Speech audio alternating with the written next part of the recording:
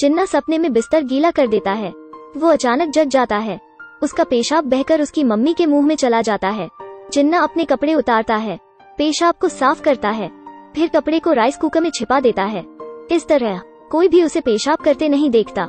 कितना चालाक बच्चा है। लेकिन अगली सुबह मम्मी खाना बनाने की तैयारी करती है। तुम कितने चालाक लड़के हो, तुमने इसे राइस कुकर में छिपाने को किसने कहा? यह सही है, ये है दो बच्चे। दूसरे इनको बर्ड ब्रदर्स कहते हैं। उनका ये नाम कैसे पड़ा? क्योंकि वे रोज खाने के लिए पक्षी का अंडा चुराते हैं। एक दिन खाने के समय जब मम्मी का ध्यान नहीं था, बड़ा भाई पैरिया चावल लेता है और जेब में छिपा लेता है। इसके बाद वे खाली मैदान में जाते हैं, चावलों को ऊंचाई पर बिखेर देते हैं। वे कौओं को बुलाने के लिए ऐसा करते हैं। वे उन्हें ललचाते हैं, है ना? कौए आते हैं। अब पक्षियों के घोंसले में कोई नहीं है। बच्चा पेड़ पर चढ़ता है, पक्षी के अंडे लेता है। एक मेरे लिए, एक तुम्हारे लिए, एक कौओं के लिए छोड़ता है। आखिर वे इसे खाते हैं। यह वाकई स्वादिष्ट है। कौए गुस्सा होते हैं लेकिन वे कुछ नहीं कर सकते हैं। इस घोंसले की तरह ही हर 3 या 4 दिन में बच्चे यहाँ आते हैं खाना ऑर्डर करने। ऐसा करने का कारण है उनके परिवार का गरीब होना। वे पोषण के लिए केवल पक्षी के अंडे ही खा सकते हैं। बच्चे झुग्गी में रहते हैं। पापा जेल चले गए, मम्मी छोटे मोटे काम करती है, घर पर बूढ़ी दादी रहती है। दोनों बच्चों ने पढ़ाई जल्दी ही छोड़ दी। रोजाना वे रेलवे के नजदीक आते हैं, ट्रेन से गिरने वाला कोयला उठाते हैं, इसे बेचकर अपने परिवार के लिए पैसा कमाते हैं। बच्चे इतने बड़े हो गए, लेकिन सबसे अच्छा खाना जो इन्होंने खाया वो शायद कौए का अंडा है। एक दिन उस खाली मैदान पर कुछ काम करने वाले आए। बड़े पेड़ को काटा गया। दोनों भाई उदास हो गए क्योंकि वे अब पक्षियों का अंडा नहीं खा सकते। खाली जगह को निवेशकों ने खराब कर दी। जल्दी ही यहाँ पिज्जा की दुकान खुल गई। खुलने वाले दिन बच्चे देखने के लिए गए। गुब्बारे, लाल दरी, ताज़ा फूल, कैमरे। बड़ा स्टार रिबन काटने आता है। ऐसा दृश्य इन्होंने अपने जीवन में नहीं देखा था। अब से कौओं के अंडों की जगह पिज्जा लेगा। यह सोच दोनों के दिल में घर कर गई। उन्होंने टीवी पर पिज्जा का विज्ञापन देखा। मुंह में लालच आ गया। मम्मी, मुझे पिज्जा चाहिए। खाना खाना खाना है। मुझे लगता है तुम पिज्जा की तरह दिखते हो। सबसे सस्ता पिज्जा भी $48 का है। यहाँ तक तुम भी बिक जाओगे।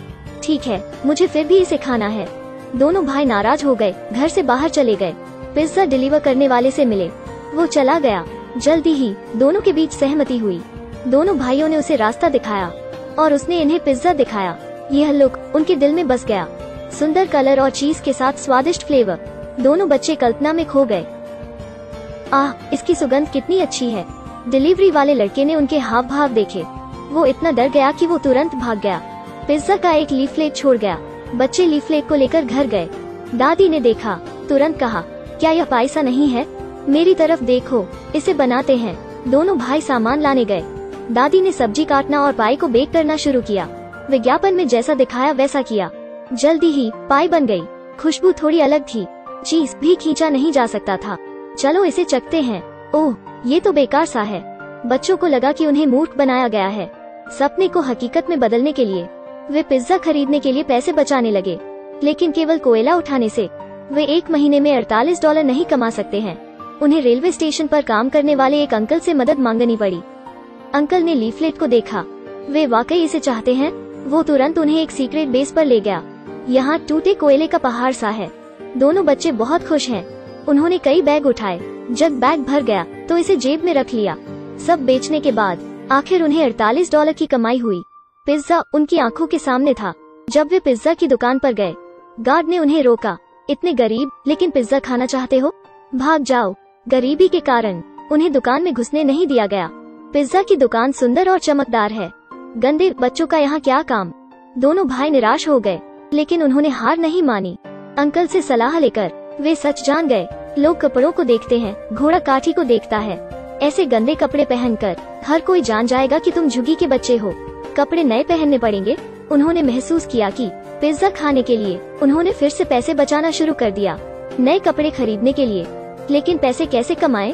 उन्होंने पुराने तरीके को अपनाया। फोन लेना। पेरिया एक लड़की की छड़ी रखता, रेलवे स्टेशन पर खड़ा रहता, ट्रेन को देखता रहता। लड़का क्या करना चाहता है? ऐसा लगता है वो फोन उठाना चाहता है। भारत में झुग्गियों के बच्चे फोन नहीं खरीदते हैं, ये सब ट्रेन से ही उठाते हैं। लड़की की छड़ी काम में लेते हैं, इससे फोन उनके हाथों में आ जाता है। बेवकूफ, तुम्हें पकड़ने नहीं दूंगा, बाय बाय। पिज्जा खाने के लिए, नए कपड़े खरीदने के लिए बडैक ब्रदर्स इस रास्ते पर निकल पड़े थे, लेकिन उनकी दयालुता से वे यह नहीं कर सकते थे। उन्हें पैसा बनाने का दूसरा तरीका ढूंढना था। उन्होंने एक छोटी कार ली, एक ड्राइवर बनकर शराबियों को घर छोड़ने के लिए। कार सही नहीं चली, बैठने पर यह टूट गई। बिना इच्छा के बच्चे सीवर लाइन का कवच चुराने की कोशिश करने लगे, लेकिन वे इसे उठा नहीं सके, असफल रहे। अंत में उनके पास कोई तरीका नहीं बचा। भाई, चलो डॉग बेचते हैं। पहले के जमाने में धनवान बच्चों के डॉग $350 तक के होते थे। योजना बन गई। दोनों भाई पपी को गली में ले गए। अंकल, क्या आप डॉग खरीदना चाहते हो? कितने का है? बहुत सस्ता, $350 का। क्या? भाग जाओ। डॉग बेचना फेल हो गया। ऐसा लगता है उन्हें सही तरीके से पैसा कमाना होगा। उन्होंने विज्ञापन साफ किए, लीफलेट बांटे, साथ ही पानी के ट्रांसपोर्ट में दूसरों की मदद भी की। हालांकि ये कठिन है। जब पैसे मिले वे बहुत खुश हुए। आखिर लगातार प्रयासों के बाद उन्होंने कपड़े खरीदने के पैसे बचा लिए थे, लेकिन इस ऊंची और लग्जरी बिल्डिंग को देखकर वे वापस आ गए। ओहो, वे हमें बिल्कुल भी अंदर नहीं आने देंगे। वे दोनों रोड की तरफ मुंह करके दुखी होकर खड़े हो गए। उन्हें क्या करना चाहिए? उसी क्षण एक पैसे वाले पिता का लड़का एक मॉल के बाहर निकला। उन्होंने कपड़े खरीदे ही थे। बच्चे स्ट्रीट केक खाना चाहते हैं। उसके पापा को यह साफ सुथरा नहीं लगता, वे उसे खाने नहीं देते। उसी समय पापा अपनी जेब देखते हैं। वे मॉल में कुछ भूल जाते हैं।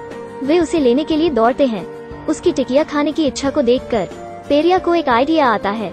उन दो लड़कों के कपड़े सीधे खरीदना। अच्छा काम, यह बड़ा कदम है। दो भाइयों ने नए कपड़े लिए हुए थे, जो इनके झुग्गी के दोस्तों को जला रहे थे। उन्होंने कपड़े पहने और पिज्जा की दुकान में गए, लेकिन नंगे पांव जाने से उनकी गरीबी झलक रही थी। गार्ड ने उन्हें रोक दिया। इस बार मैनेजर बाहर आया। फिर से यही दो बच्चे थे। उसने इन्हें थप्पड़ मारा, थप्पड़ जो उनके गाल पर पड़ा। इसने उनके आत्मसम्मान को ठेस पहुंचा दी। लड़कों को खुद पर दया आई। सिर्फ गरीबी के कारण ही वे पिज्जा खाने के योग्य नहीं हैं। बच्चे घर जाते हुए रोने लगे। घर पर दादाजी गुजर गए। परिवार दाह संस्कार का खर्चा उठाने में भी असमर्थ था। पेरिया ने जो $48 पिज्जा के लिए रखे थे, वे अपनी मम्मी को दे दिए। इस दिन बच्चों के दिल में दुख और मानवता झलकी। आज से बच्चों ने पिज्जा के बारे में बात करना बंद कर दिया। एक दिन बडैक ब्रदर्स को पीटने का वीडियो एक रिपोर्टर के हाथ लग गया। दोनों लोगों को इसे देखकर खुशी हुई। उन्होंने इस वीडियो को काम लिया पिज्जा की दुकान वाले को ब्लैकमेल करने के लिए। इसमें बच्चों को नुकसान पहुंचाया गया था। यदि यह वीडियो बाहर आता है तो उनका बिजनेस खराब हो सकता है। बॉस को चिंता हुई। वो वीडियो को लेना चाहता था। $16,000 ज्यादा नहीं है। वो बदमाश आदमी चौंक गया।